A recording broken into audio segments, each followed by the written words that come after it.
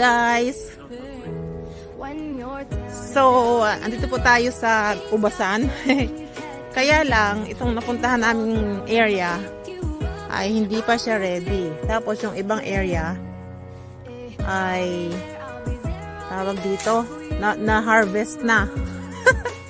So, maghahanap kami ng ng ready na. Maasim pa. Baby pa siya, baby pa.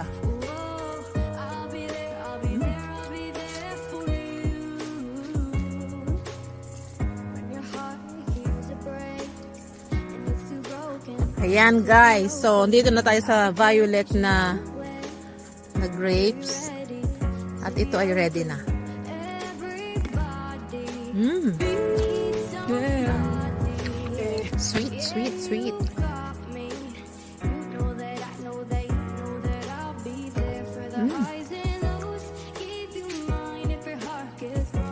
Na-harvestan na to, napanguha na nila pero marami pang natitira. So, dito naman pwede ka naman kumuha. Huwag lang masyadong marami. Kuha ka lang ng konti. Huwag mo lang ibenta. Every year pumupunta kami dito. Ayun o, dami na nga. Ayan o. Daming nangalaglag oh. Daming mga nabulok. Natuyo na. Hindi na napanguha. Tapos pag sa supermarket, ang mahal na. Oh, punta ka lang dito. Libre pa. Diba? Iba nang laglag na. Oh, tingnan naman natuyo na. Oh, dami oh. Tuyo na. Hindi na nila napanguha. Ba't kaya? Kaya nila ito hinarvest. Pinabayaan lang.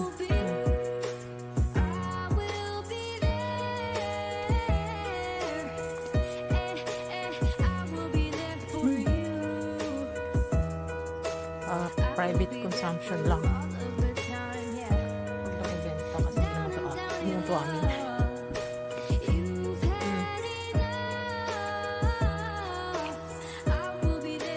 Pasong alikabok. Diba?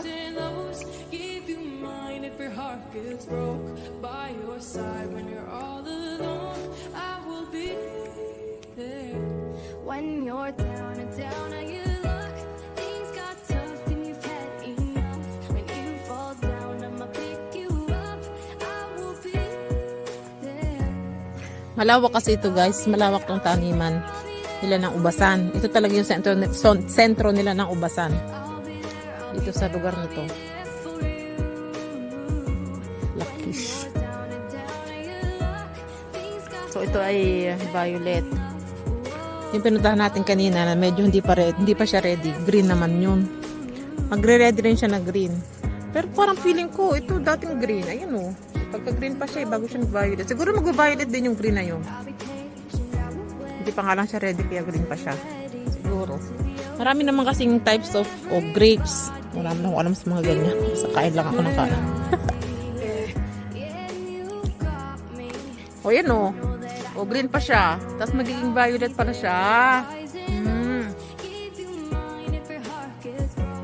Pero ano, sayang pinabayaan nila. Kasi oh, ang dami na nga tuyo oh. Bakit kaya? So, ayan na nga gaya ang amin na panguha. O, diba? Tara! Instant grapes.